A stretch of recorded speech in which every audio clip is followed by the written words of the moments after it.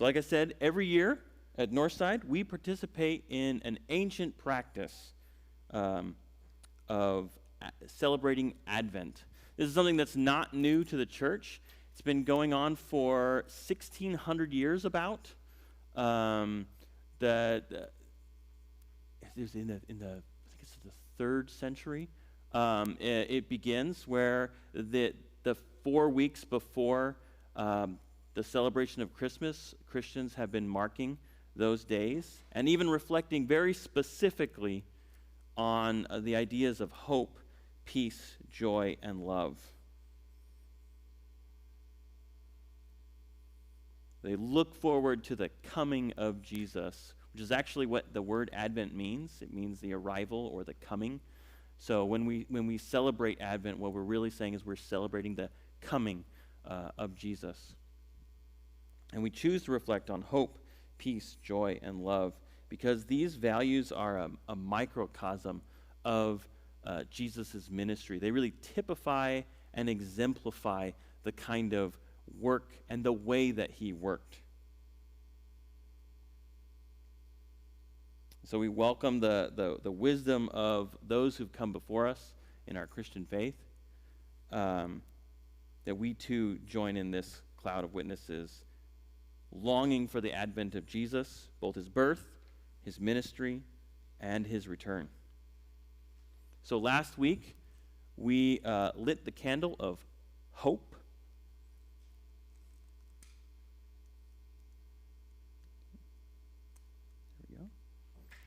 And we talked about how hope is the active belief in the promises of God. God promised there would be a Savior. That Savior came in Jesus. God promises many things to us, and we can trust that God will fulfill his promises because he's a good God and because he's a God that keeps those promises. We can have hope because of who God is.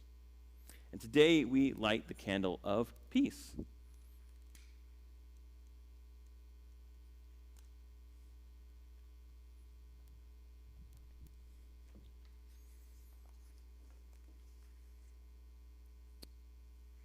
Now, peace is a pervasive theological concept. You can actually see it running throughout the Old Testament and the New Testament. Peace is a beautiful and wonderful thing, and it's not just in the scriptures that you can see it lining up. You can actually see it in the culture that Jesus was born into, lived and died in. Peace is how you welcome someone. So instead of hello, you say shalom. And then when you leave, instead of goodbye, you say shalom. So you're literally bookended by shalom when you arrive and when you leave. Shalom to you. And again, shalom, the Hebrew word shalom is not something that lines up perfectly with our definition of how we would translate it even, which is peace. There's an idea called domains, which I'm a language geek, so I very much love domains. That whenever you translate words from one language to another, you're not just translating a word.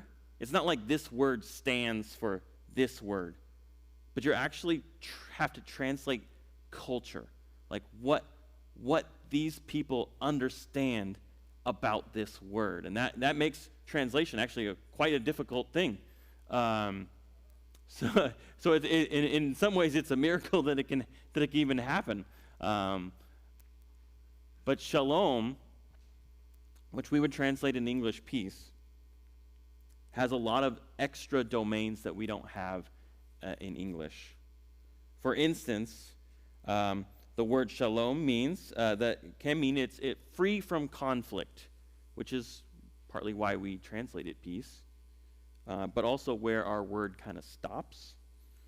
Whereas shalom also means being whole, being sound, being right, and being healthy.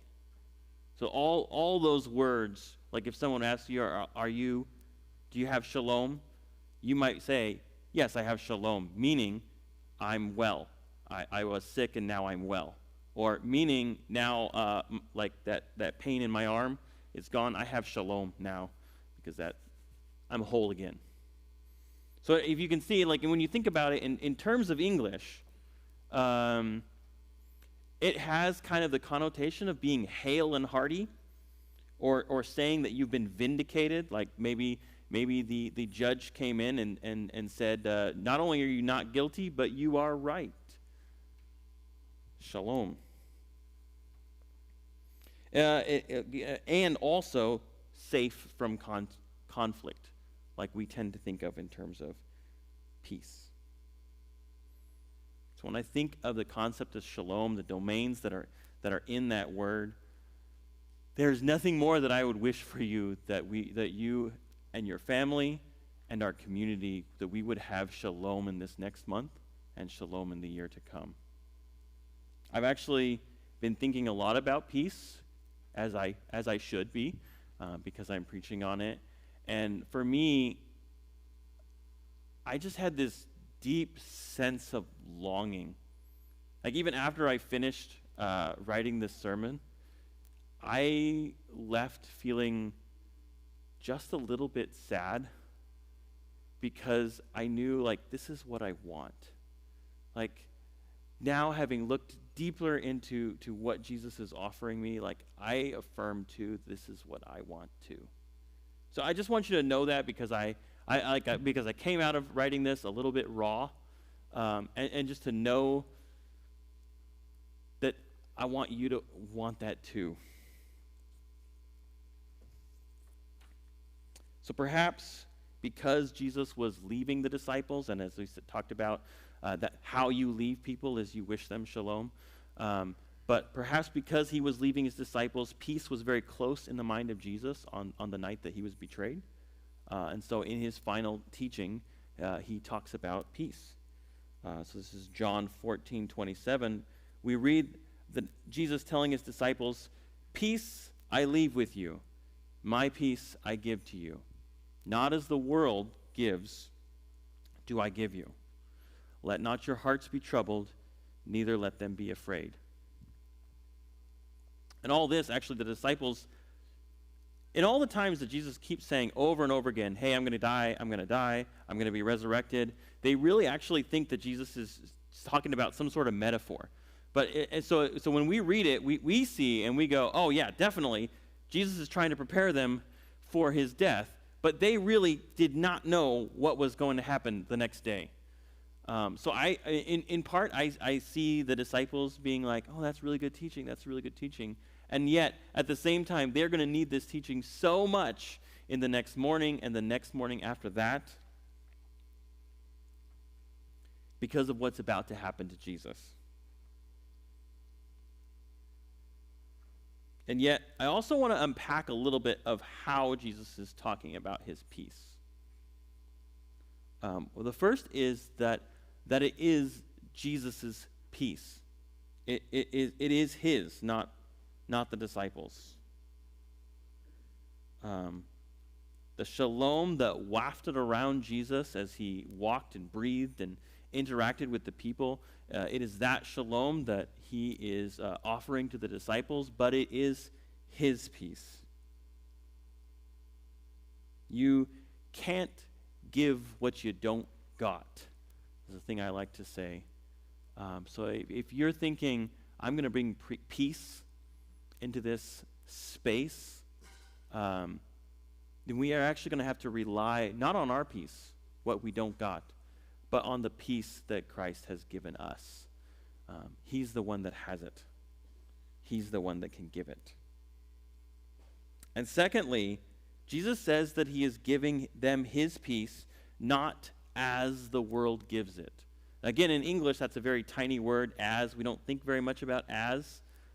In the Greek, that would be kathos, which does mean as, but the quality of it, the kind of the thrust of it is that it's the idea of in the manner of. So it's like running as a Olympian.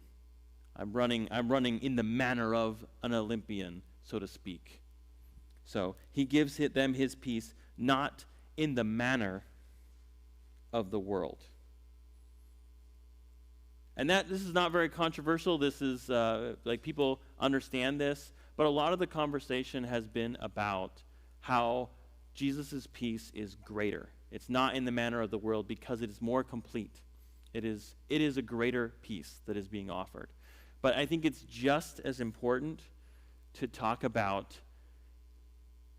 how Jesus' method of gaining peace, of winning peace, is different. The manner in which Christ offers peace is also different than the ways that the world does. And that's actually what we're going to reflect on a lot about today, is we're going to look at the manner, the way that Jesus brings peace, and the way that it's different than the world bringing peace.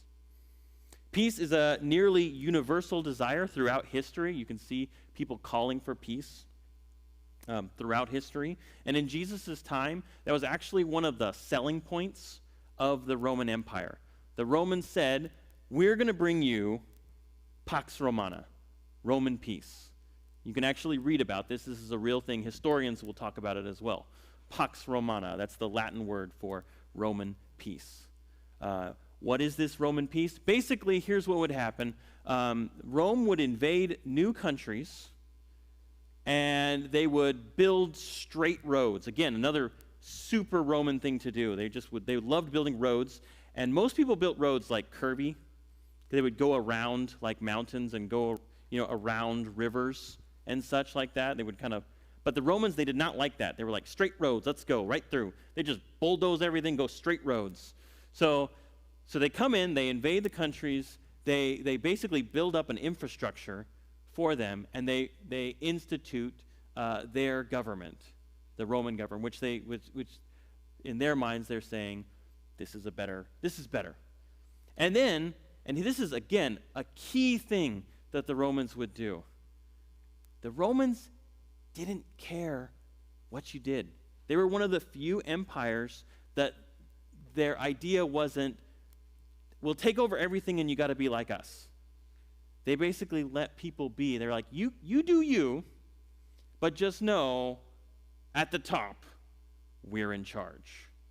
And that's also one of the ways that they were able to keep the peace for so long, because they stayed out of indigenous religious controversies, and they stayed out of a lot of the internal indigenous politics. They're like, we don't care about that at all. All we care about is ultimately that you're ours and that you don't do anything to mess that up. Okay? To help that, they created something called the cohortus urbane, which means urban cohort. It's literally military that would be garrisoned in those cities, and that those military would be used essentially as police. So on a normal everyday basis, they're taking care of the regular sort of things that you would see police play, but there's an inherent kind of threat in these cohortes urbane, that there's literally a base right there. And so don't be doing anything causing a lot of trouble, because we have the military right there ready for you. So in effect, Rome is using its soldiers both to expand their kingdom of peace and to maintain order as Pax Romana. And you can actually see the effects of this at play in Jesus' trial and conviction. So when people come to arrest Jesus, did you know that it's not actually the Romans that come to arrest Jesus? It's the temple guards. So they actually have no authority really to arrest Jesus. But very soon after they arrest Jesus, they hand them off to the Roman soldiers, because they need the Roman soldiers to sort of keep everything safe. They fully expected that there would be some kind of revolt or riot after arresting Jesus. He has thousands of followers. He doesn't do that. He tells his disciples not to do that, even though they very much wanted to do that. But the temple guards, they arrest Jesus. They hand him off to the Roman soldiers, and the Roman soldiers basically make sure that what is going to happen happens without interference. They're the ones that guard Jesus on the cross, not guarding him as in protecting him, but guarding him as in making sure that people don't interfere with the execution of Rome's justice. They're also the ones that are guarding the tomb. And again, there's a reason. The temple, the Pharisees say, we need you to guard this tomb because we expect that the disciples will come and steal the body, and then they're going to cause a ruckus because they're going to claim that he was risen from the dead. And so that's why Rome doesn't care about guarding dead people. They care about whether there's a riot. And again, that we go right back to Pilate. Pilate doesn't care about the charges that are brought against Jesus. The charge that deserves death is blasphemy. That is what the chief priests lay on Jesus, that you should be killed because you're a blasphemer. And this has always bothered me for a very long time. It's bothered me. When the chief priests hand Jesus over, they changed the charge. They don't say he needs to be executed because he's a blasphemer. They said he's saying that he's a king. They're accusing Jesus not of blasphemy, but of insurrection. Rome cares about insurrection. That's why Rome was willing to put Jesus to death. They don't care about what's going on religiously among the Jews. They very much care that there be no resurrection. And again, Pilate doesn't care. He sees right through it. He says, I'm going to let this Jesus go away. But he doesn't because the crowds are about to riot. He doesn't care that he knows Jesus is innocent. He cares most that the crowd is about to riot, and that's why he lets Jesus go through. This has everything to say about Pax Romana. The most important thing in Rome as a governor is to make sure that people don't revolt. Heads literally roll when that happens. So he's got to stop that. And again, like I said, Pax Romana is a real thing. You can look that up. And it's become a sort of historical irony that the Romans, in a very positive sense, called this Roman peace. But historians point to it and say, yeah, this Roman peace is not peace. This is something else. This is very much a peace that's won by force. That if you're strong enough, you can keep people from causing a scene. It's kind of like a parent or maybe an older sibling saying, you better fall in line or else. And it almost doesn't matter what the or else is. The idea is, I can keep you doing what you should be doing if I threaten you. And that is Pax Romana. That is the Roman peace.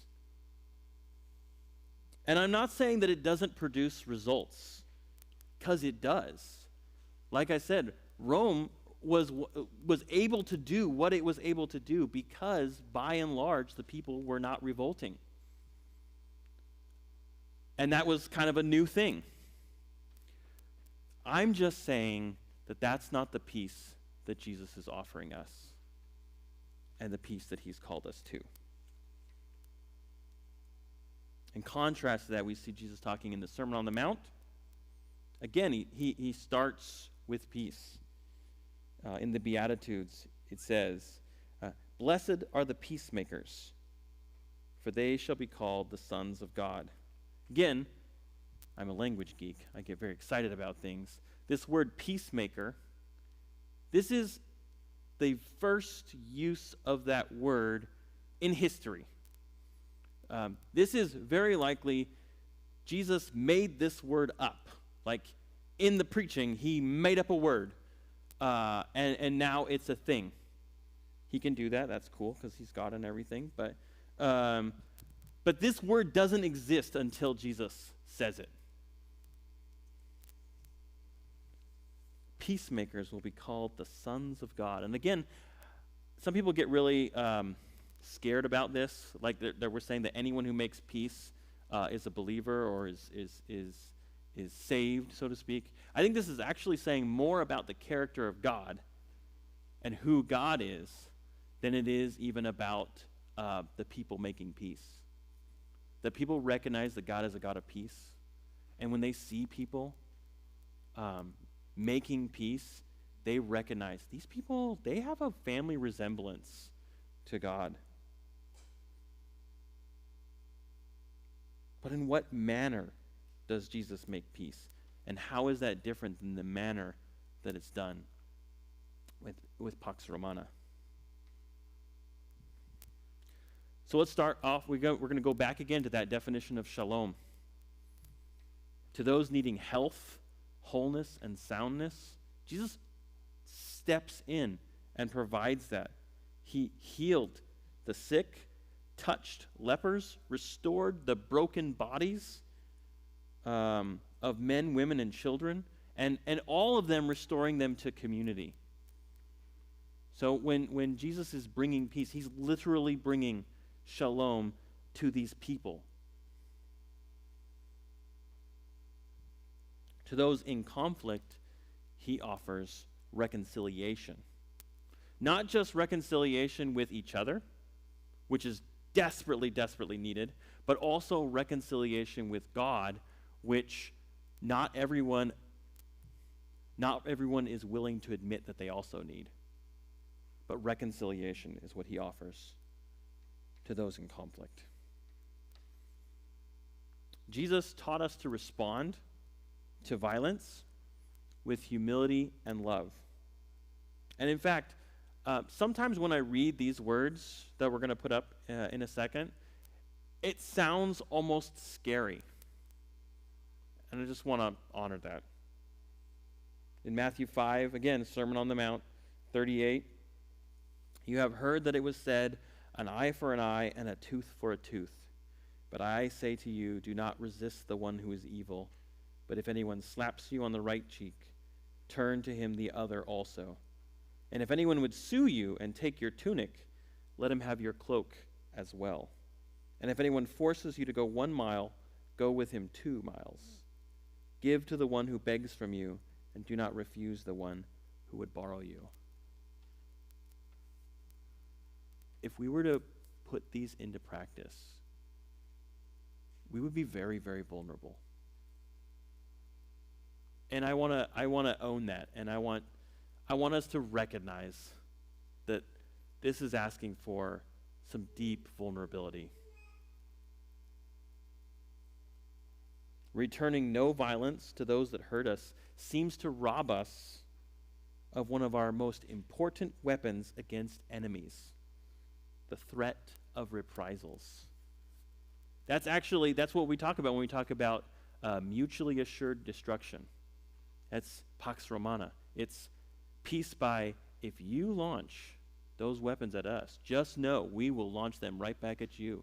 And we can make a semblance of peace with that, but it's not the peace of God that we get. Jesus is telling us that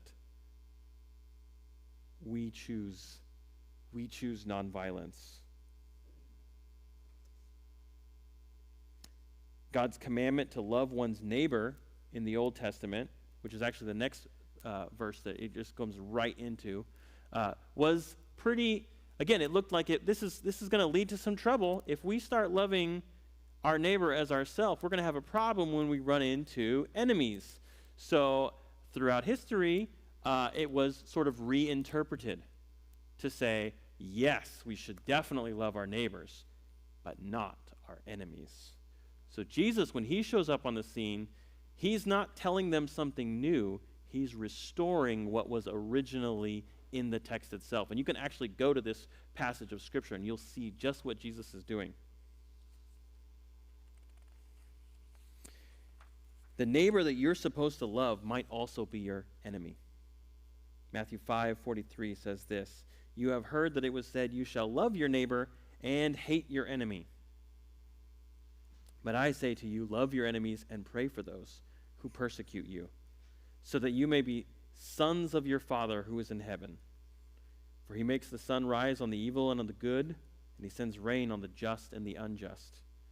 For if you love those who love you, what reward do you have? Do not even the tax collectors do the same? And if you greet only your brothers, what more are you doing than others? Do not even the Gentiles do the same? You therefore must be perfect, as your heavenly Father is perfect." And again, you might think, oh, you've gotten sidetracked. You're supposed to be talking about peace, Jonathan. Somehow you've kind of segued into love, and that's going to be in an upcoming week. It definitely will be in an upcoming week. But I hope that you'll see, too, that Jesus' way of making peace is by offering himself vulnerably, sacrificial love to embrace his enemies. There can be no peace as long as we continue to retaliate instead of reconcile. There can be no peace as long as we retaliate instead of reconcile. And that is necessarily going to place us in a vulnerable position, because it means that we can't retaliate. It's going to mean that the last person knocked down it should be us. It's going to mean that the last one to take the hit of violence needs to be us. And it has to be that way because if we retaliate, it will mean more retaliation. That's how retaliation works. If we make peace, we have to learn how to take what has been done and instead of retaliate, show love, and then we make peace. When we love even our enemies, we begin to see them as people with dignity, and that knowledge means something. These people who were opponents of us, they become real people. They become neighbors, not ideologies or issues. Oftentimes when we talk about peacemaking and nonviolence, Martin Luther King Jr. comes up, and I think that that's right. He really should come up. But so many people have this idea of the Martin Luther King Jr. Oh, he's a great man, and he did nonviolence, and he did peacemaking. He was a Christian. But so few people actually read his words. I'm not talking about quotes. I'm talking about read what he actually writes about what it means to peacemake or to make peace in a place of violence, when you know they're bringing violence against you. So if that is something that is interesting to you or important to you, I encourage you to read Strength to Love. It is a collection of essays and sermons that Martin Luther King Jr. wrote about this very process. And I encourage you to read the whole thing because it's so useful and it's so much better than just a single quote. But if I could bring a single quote from Martin Luther King Jr. from this Strength to Love, he writes this: "Love is the only force capable of transforming an enemy into a friend. To our most bitter opponents, we say, we shall match your capacity to inflict suffering by our capacity to endure suffering. We shall meet your physical force with soul force. Do to us what you will, and we shall continue to love you." So you see, practicing love of our enemies is actually a leap into peacemaking. Do we not destroy our enemies when we make them our friends? Do we not destroy our enemies when we make them our friends? Indeed, that is the only way it has ever happened. If we pursue Pax Romana, peace will only be as long as we are the strongest. And no identities ever change. Ultimately, Jesus makes peace with God and makes peace with humanity on the cross. It is this self-sacrificial love that makes us sons and daughters instead of enemies. You see that again, like we were enemies, and the solution was to change our identities. We could no longer be enemies. We have to be sons and daughters. That's how God can make peace. And as Christians, this peacemaking will require great sacrifice, love, and vulnerability. But we do this not because we are weak, but because in Christ we are powerful enough to be freed from the use of force to enforce that peace. Again, going back to Jesus' words, peace I leave with you. My peace I give to you.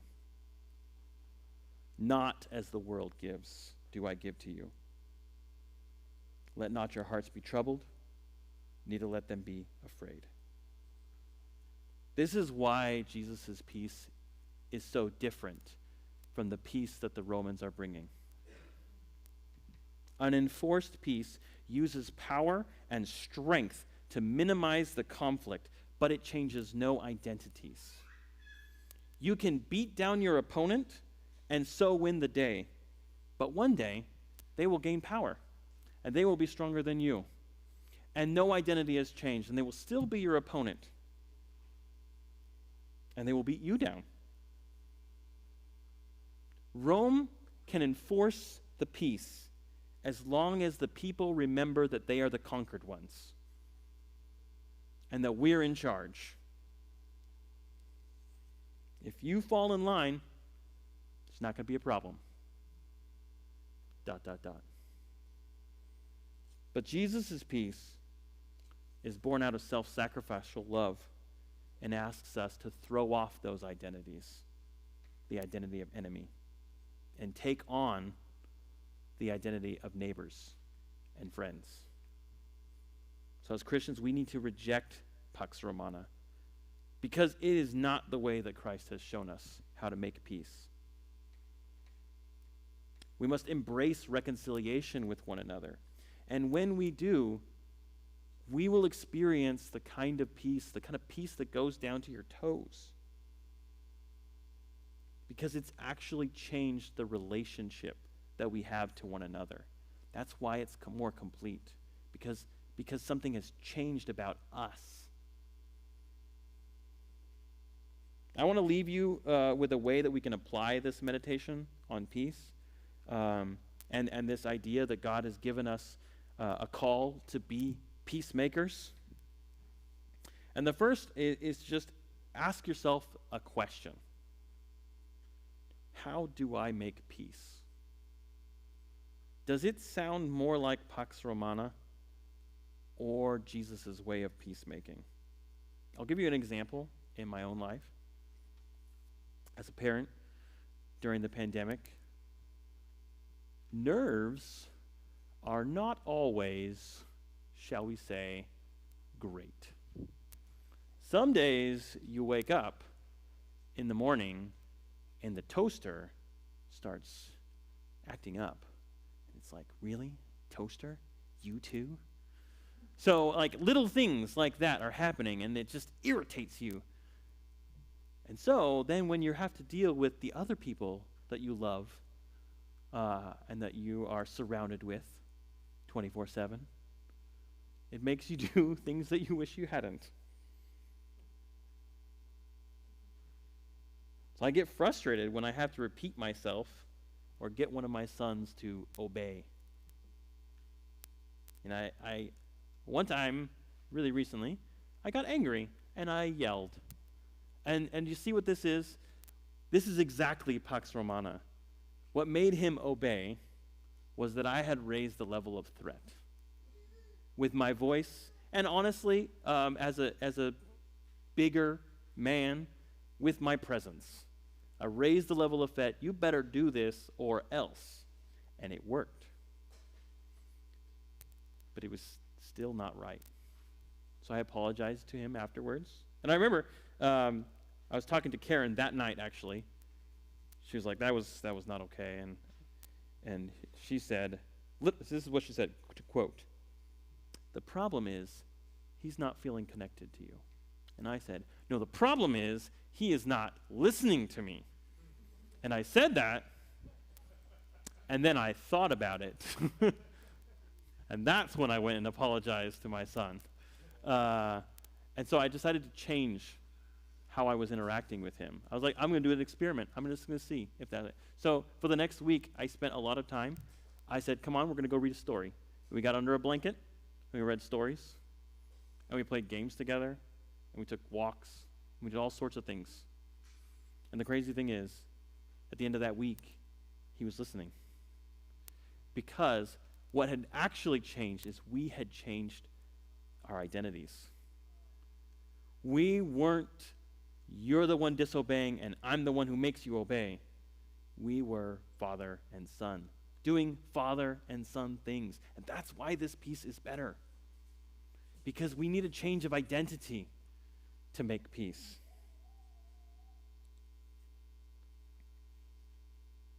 Peace is only possible if we can change our identities toward one another.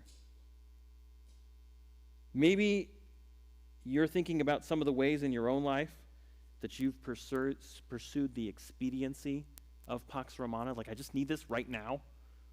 I find that often in my life, that's where it happens the most, when I just say, I don't have time. I don't have time to resolve this a better way, so I'm going to switch to Pax Romana. What steps can you take right now to pursue peacemaking by vulnerability, love, and self-sacrifice? I am not naive when I think about saying these words in the place that I'm saying them, in the time that I'm saying them. This is a tremendously polarizing time in our culture, and a time where enemies are made. I am asking you to make neighbors instead. And as you love your enemy, may you throw off even that identity and be transformed as neighbors. And I know that there's fear. I know in your head, when you think about like the vulnerability that I'm going to have to take on is going to be very scary for me. And I'm afraid that it's actually going to have to change who I am. And as much as I would like to say, don't worry about it, I'm here to confirm your fear. That is absolutely what it's going to require. You are going to have to be different.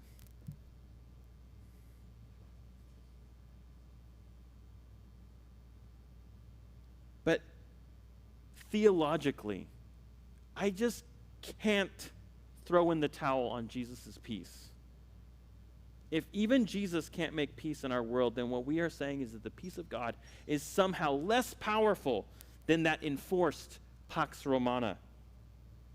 May it never be, it cannot be.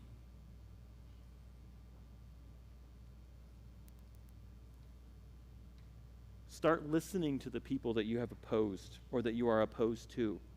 And I don't say start talking. Oftentimes people, they start talking. That's where the problem happens. Start listening. Start listening. Seek to understand. Listen well. Even be changed in your own identity. Then, when you speak, you will be able to speak peace. Friends, we have only one hope for peace. Our God, born as a human to impoverished peasants, oppressed by Pax Romana throughout his life, taught us how to make peace, and then he demonstrated it conclusively on the cross. This is how I make peace. Self-sacrifice, love, vulnerability. If Jesus was just another baby, we would celebrate his birth in the ordinary ways that we always do. But it is because of what he accomplished as our great peacemaker with God and with each other that we look back even to his birth right now and say something truly amazing happened 2,000 years ago. May the peace that Jesus leaves us with comfort us. May his call to be peacemakers move us to action. And may we see in peacemaking our identities change so that we could actually be a reconciled people.